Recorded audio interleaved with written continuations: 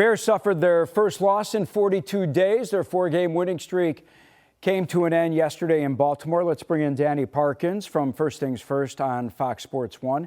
Danny joins us every week. Hey, man, was it supposed to end that way? And I ask you this question, and I'm serious because, obviously everyone's depressed here in Chicago. You're in New York, but, Caleb's taking a beating on social media and on sports talk.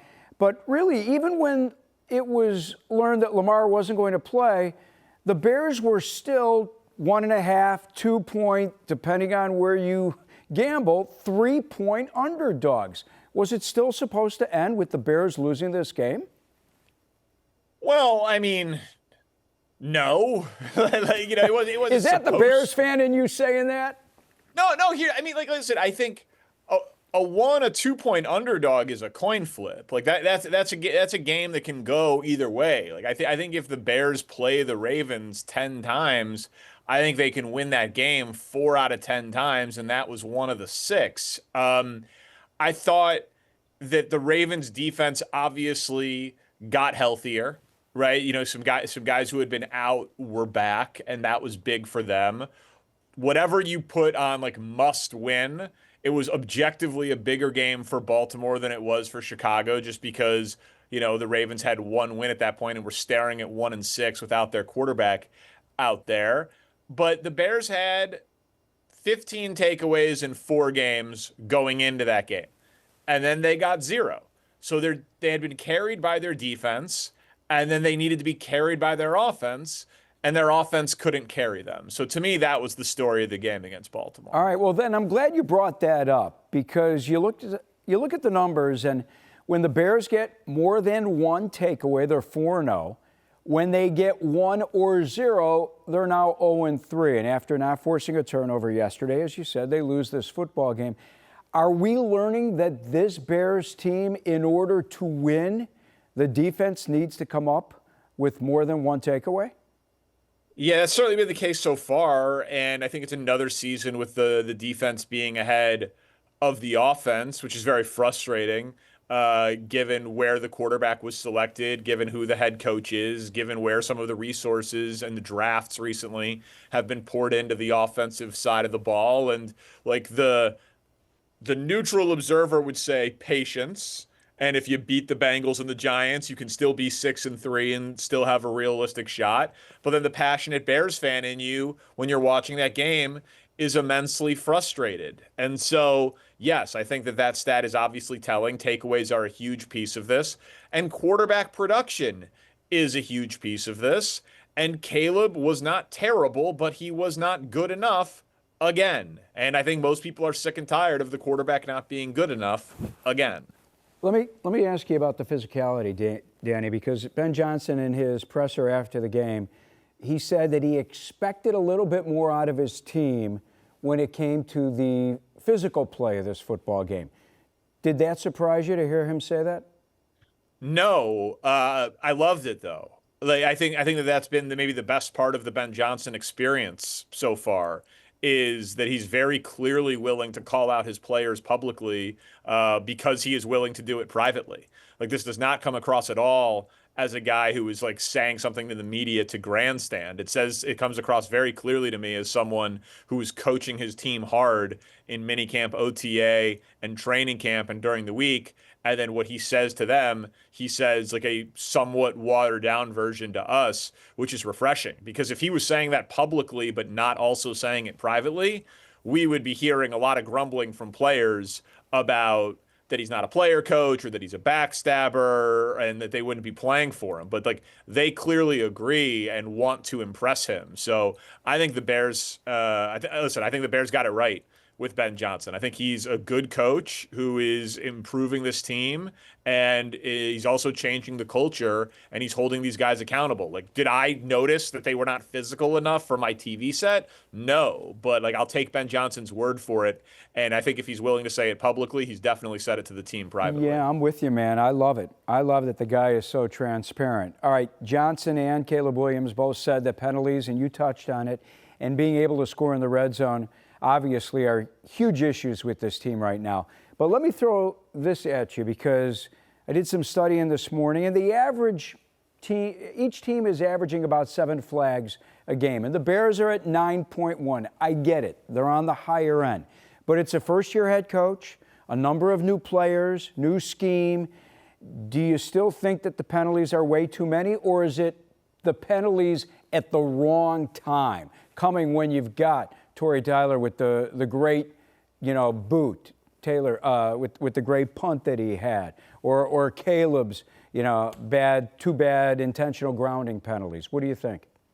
So this is one where I think like both things can be true. I think that like a young offense with a new system and a first-time head coach, it would make sense that they have more penalties than league average, but that doesn't change that they are coming at bad times and wildly frustrating. Like it's one thing if an offensive lineman going against like a backup offensive lineman or a rookie offensive lineman going up against a premier pass rusher gets a couple of holding penalties because he's just overmatched, right? Like that is personnel and you are not good enough to do your assignment, and so you grab and you hold and you cheat it a little bit. Like that's just, you're not good enough.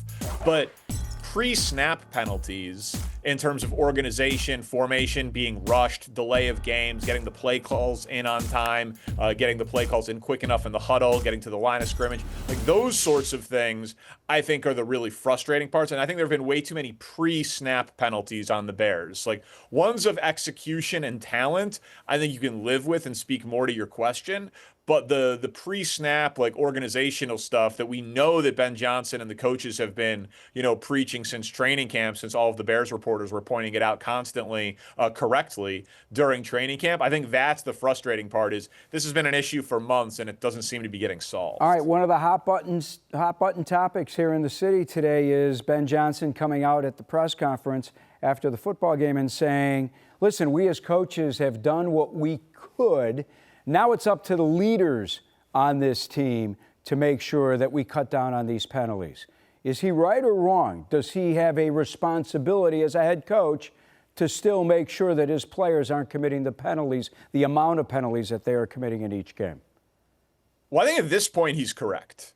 Like if this is still happening in year 3 of Ben Johnson, then we wonder if his message is falling on deaf ears or like why he can't fix it. But again, we know that they've been harping on this since training camp. Like we know that they've been talking about this publicly and privately for months. And so I don't believe that like Ben Johnson and Antoine Randall and the rest of these coaches are like not saying don't commit penalties or are not, installing the plays with proper formation or anything of the like. Like this at this point, this is an attention to detail thing and it's a pride thing. And yes, like the best locker rooms are player-led locker rooms. Like coaches can lead the team, but the locker room has to be policed by the players. And again, like at this point in the season, I think it's more on the players than the coaches. But if it becomes a macro issue of like Ben Johnson's tenure, then it becomes reflective on the head coach. All right, I want you to listen to something our mutual friend Jeff Joniak, voice of the Bears, had a chance, he always does on Monday morning, day after the game, to talk to Ben Johnson. And he asked Johnson, after looking at the tape this morning, looking back at the game, does he still feel as strongly about his quarterback not playing well as he did yesterday? He played better this game than I think he had the previous 2. When you look at it, all 60 minutes. And I'm not saying it's perfect, but I actually came away from watching the tape this morning encouraged that we took a step in the right direction here this week. And I know some people, it's hard to maybe rationalize that because the result wasn't there. But yet I saw tangible growth from him. He's working his ass off. I don't even know if I can say that, Jeff. I apologize. But he is. He is. It's the truth. He's working his tail off. And so I think this thing's going to continue to slow down for him. I think it did to a degree in this game. He did have a couple mistakes that we'll learn from.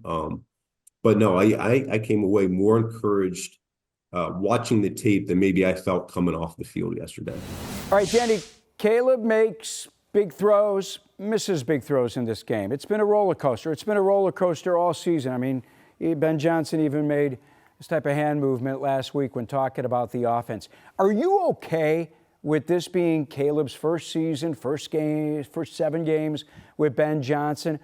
Or do you prescribe by those who say, hey, listen, I get it, it's still early in the relationship, but he was the first pick in the draft. This isn't just any quarterback. He's supposed to be special. He's a Heisman Trophy winner. He is supposed to make us forget about Bears quarterbacks of the past. Yeah, I come out much more on that side of it, Lou. Ben Johnson is saying the correct things, and I am in no way, shape, or form like getting out of the Caleb Williams business. Like, I think the kid can be special and is wildly talented, and he's shown glimpses of it. And I will even buy what Ben Johnson is saying, and that, upon further review, he was not as bad in that game as he initially thought. I thought that the interception to Odunze was very clearly late. I thought he held the ball too long. He padded the ball. He telegraphed it. He locked in on Rome. Monangai was wide open in the flat. I don't know that there's really any defending the interception to Odunze. And I understand that it can't just be about production, but some of it has to be about production.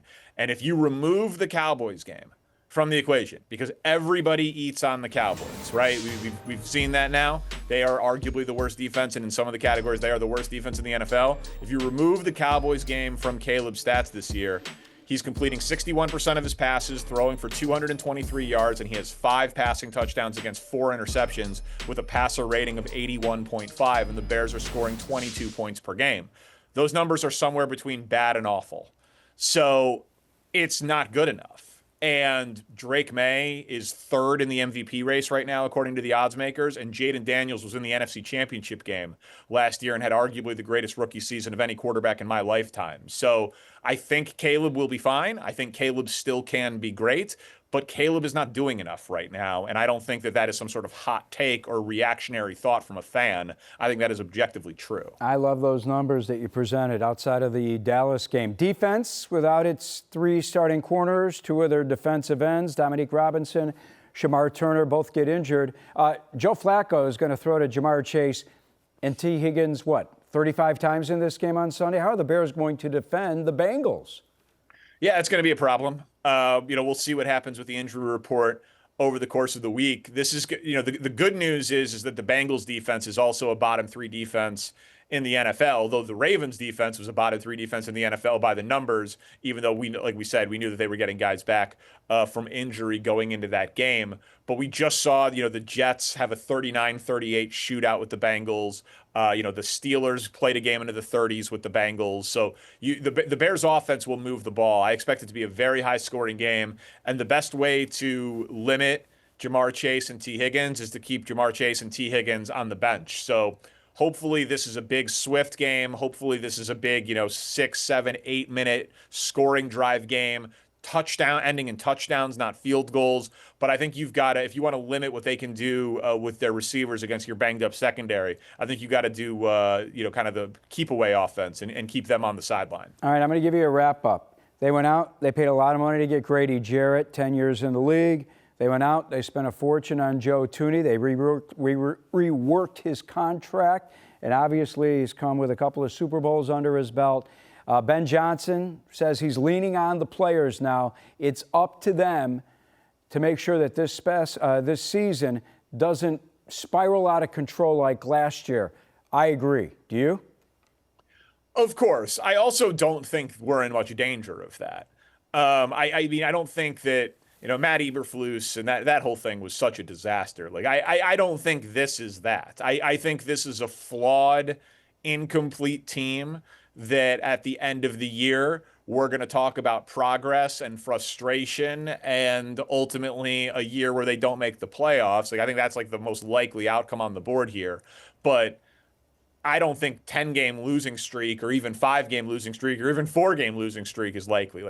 They can beat the Giants. They can beat the Bengals. And if they do, even if they split and are 5-4, it's they're still going to be playing meaningful football well into the holiday season. So I think we're a long ways away from invoking last year with this team. All right, good. That's good. That's the way I wanted to end this conversation. You making me feel good despite the loss yesterday. Always great to catch up. Thanks for the time. We'll talk to you next week.